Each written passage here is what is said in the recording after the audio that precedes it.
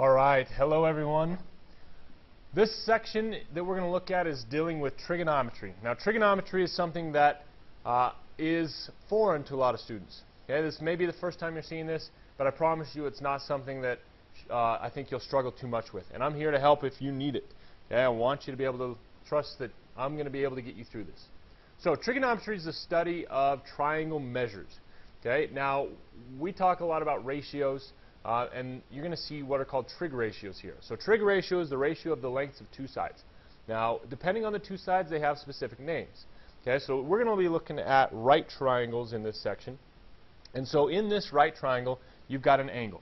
Okay, and you can notice the angle because it's denoted by that sign there, or that symbol, which is theta. Okay, so we're going to call that symbol theta. Now, based on this theta, you've got a couple things. You've got the side that is opposite it, so we call that the opposite side. And you've got the side that's next to it, or adjacent, and we call that the adjacent side. So you have opposite over adjacent. You also have the hypotenuse, and we know that the hypotenuse is the side that is opposite your right angle. Okay, so for any right triangle, you've got the hypotenuse, you've got the opposite, and you've got the adjacent. Now what that does is allow us to create some ratios, and they're called sine, cosine, and tangent. And sine is the ratio of the opposite over the hypotenuse. Okay, and if we assign some numbers, which we will in a few minutes, you'll see how these ratios set up. So sine is opposite over hypotenuse. Cosine is adjacent over hypotenuse. Okay, which means the one that's next to it over that hypotenuse. And tangent is opposite over adjacent. Now, one little device that a lot of teachers show, and I'll share it with you guys, uses the first letter of all of those ratios. So sine opposite hypotenuse, they call that SOH. S-O-H, sine opposite hypotenuse. Cosine is adjacent hypotenuse, and that's CA, C-A-H. And then tangent is opposite over adjacent, and that's TOA. So you'll hear from time to time SOH-CA, TOA, and that's what they're talking about. SOH-CA, TOA is a way that students remember these ratios. All right, so let's see how we can put this into action. So our first problem says express each trig ratio as a fraction. And what you've got here is you've got a right triangle, and that right triangle has two of these sides that are known. And we need to find the third. Well, we've done that before. That's just Pythagorean's theorem. So if you think that that's the opposite of your right angle, there's C. So A squared, we'll call it 25, so 5 squared, plus B squared, which is 144 from 12, equals C squared. This is 169 equals C squared. Which means when you take the square root of that, C is 13. So now, using the Pythagorean theorem, we can find that third side. And then you just set this up. So we look at sine. We'll go back up here. Sine was opposite and hypotenuse. Well, this is my angle. So the side that is opposite that is 12. The hypotenuse is 13. So sine would be 12 over 13. And we always want to reduce if possible, so in this case it doesn't, but if you could reduce, reduce. Cosine. Cosine is adjacent over hypotenuse. So again, here's my angle, there's 13, so that's the adjacent, that's the hypotenuse, so that gives you 5 over 13. And then tangent. Tangent is opposite over adjacent, so again, given the two sides you have, opposite is 12, adjacent is 5, so tangent would be 12 over 5, and there you go. And often, I left these out, but often you will keep the angle in there, so I apologize for that, but that should be in there. All right, so take a minute, go through, solve that second one that's on the board, and see if you can create those ratios.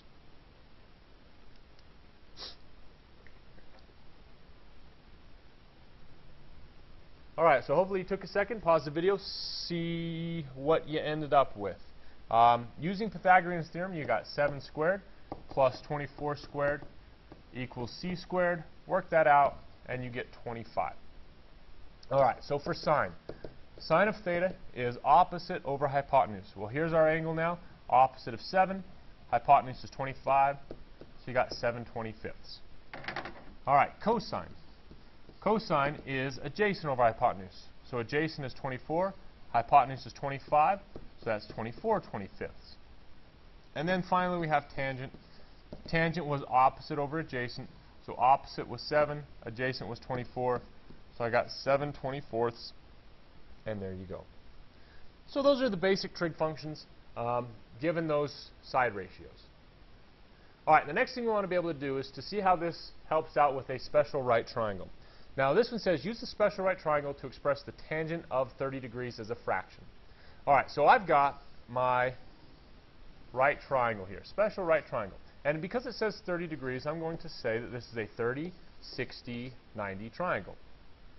All right, now 30, 60, 90 gives you an x. Your longer side is x squared roots of 3.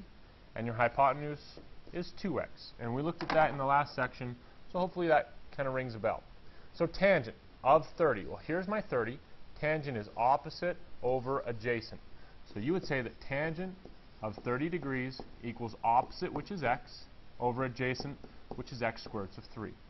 Now, like I said before, you always want to simplify if possible. Well, the x's can cancel out, which leaves you with 1 over the square root of 3. We don't want to leave a radical in the denominator, so we're going to multiply by the square root of 3.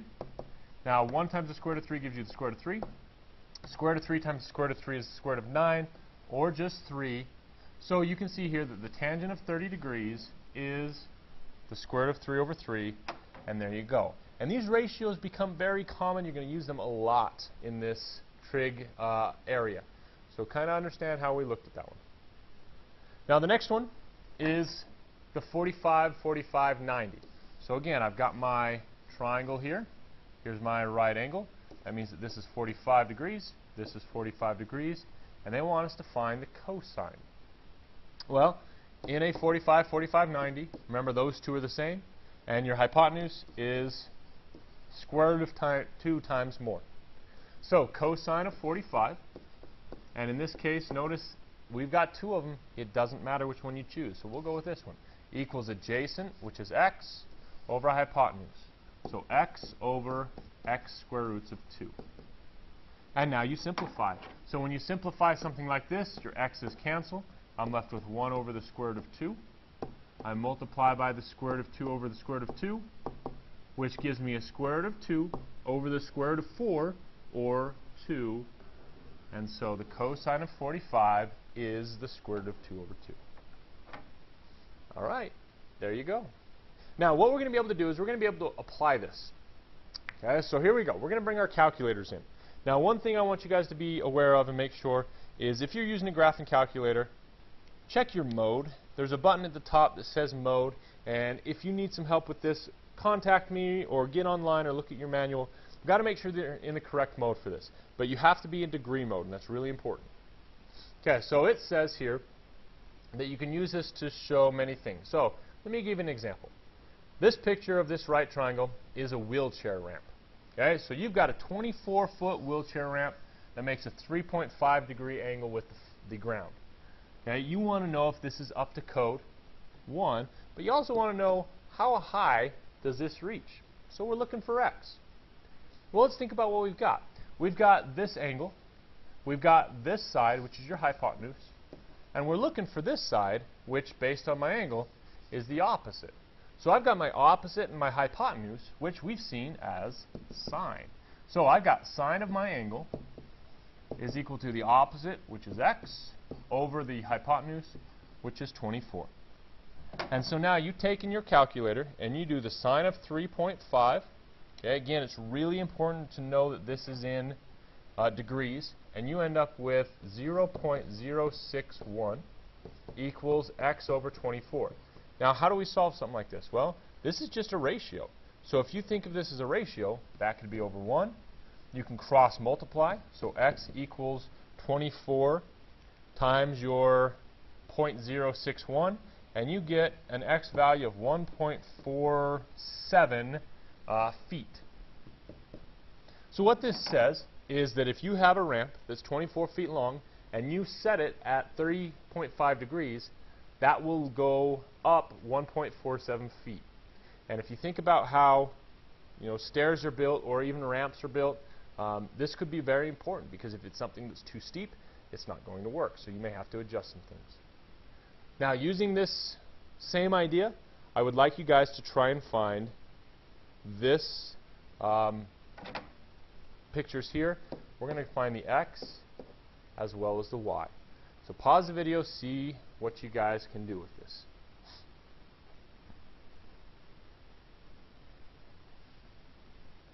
Alright, hopefully that was enough time for you guys to pause the video and give it a try. Here's what I got. I've got my angle right there.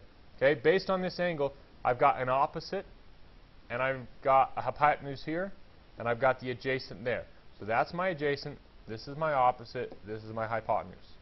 Well, depending on what I want to find first, yeah, I can make a decision. So let's say I use the y first. That gives me the opposite and the adjacent. Opposite, adjacent is tangent. So if I go tangent of 35 equals my opposite, which is y, over the adjacent, which is 17. And we solve this just like the last problem. You're going to take the tangent of 35, which is 0.700, then you multiply that by 17, and that gives you a y value of 11.9. So there's your first solution. Now I need to find x. Well, I've got two ways to do this, and hopefully you guys can identify this. I've got trig that I could still use. Okay, I've got a 35-degree angle here. I've got the hypotenuse, and now I've got both the opposite and the adjacent. I could set up a sine, and if I did sine of 35, it's the opposite, which is 11.9, over the hypotenuse, which is x. I could use cosine. So I could go cosine of 35 equals adjacent. Well, adjacent is 17 over hypotenuse, which is x. Or I also have a right triangle. And with this right triangle, you have these three sides. You could use Pythagorean's theorem. Okay, so it's completely up to you which method you choose. Find one that you're comfortable with. But they should all give you the same answer. And if I work through this, I've got to cross multiply in both cases. Okay, so let's just solve the sine, just to keep everyone on the same page. So I cross multiply there, I get x times the sine of 35 equals 11.9, and then you divide by the sine of 35. Now this takes a little extra work, but once you've seen ratios, which we have, you should be able to solve this out okay. So that was 35. So x equals 11.9 divided by the sine of 35, and you can just plug that straight into your graphing calculator, and that gives you 20.75, and there's your solution. All right, hopefully that makes some sense. Now up to this point, we have seen that we've got the angles given to us. If we're looking for an angle, we use what's called the inverse trig ratio. And if you look on your calculators, you'll see sine, cosine, tangent, and up above it, depending on your calculator, but you may see a sign with a -1 up there that looks very similar to what I've got right here circled on the screen. Okay, those are what are called your inverse trig ratios. Now the inverse trig ratios are how we find the angle. So if you're given a side, or two sides, and you're trying to find the angle, you can use these values. Okay, so it says here in the ratios, if sine of a equals x, then sine inverse of x equals a. If cosine of a equals x, then cosine inverse of x equals a. If tangent equals x, then tangent inverse equals a. Basically, another easy way of looking at this, and hopefully this makes more sense. If you put in your calculator the tangent of 30 degrees, and you get 0.58, then what you should be able to do is do tangent inverse of 0.58 and get 30. So it's just a way to go back and forth. So here's how you're going to use this. We've got some triangles here, and we want to find the actual angle measure. And we're going to assume these are right triangles. So based on this angle I've got the opposite, and I've got the hypotenuse. Now opposite hypotenuse is sine. So I've got sine of theta equals 32 over 64. Well, what I can do is I can go to my calculator, and I can type in sine inverse of 32 over 64, hit enter, and see what you get. Well, this is actually one of these pretty common angles, but you'll see that it's a 30-degree angle, and that's your value. So that theta there is 30 degrees. Okay, now going to this second one, you've got your angle here. The side there would be the opposite. The side there would be the adjacent. So I've got opposite adjacent. Well, that's tangent. So tangent of theta equals opposite, which is 33, over adjacent, which is 21. Well, I'm looking for the angle, so I do tangent inverse. So tangent inverse of 33 divided by 21. Plug that through your calculator, and you get 57.53 degrees, and there's your solution. Alright, so this is just the opposite of finding a side length, except for now we're looking to find an angle. Alright, on your own, pause this one, check it out, see if you can solve what you've got.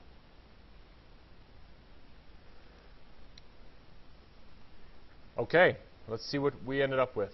So for this angle, you've got that one that's next to it. That's your adjacent. You've got this angle here, which is your hypotenuse. Okay, so adjacent hypotenuse is cosine. I've got cosine theta is 9 over 13. Well, that tells us that cosine inverse of 9 over 13 should be theta. Put that through your calculator. You get 46.2 degrees, and there you go. All right, trig has a lot to it. Hopefully that made some sense. Please contact me if you need the help, and I would be happy to spend some time talking you through it. All right, we'll talk to you soon.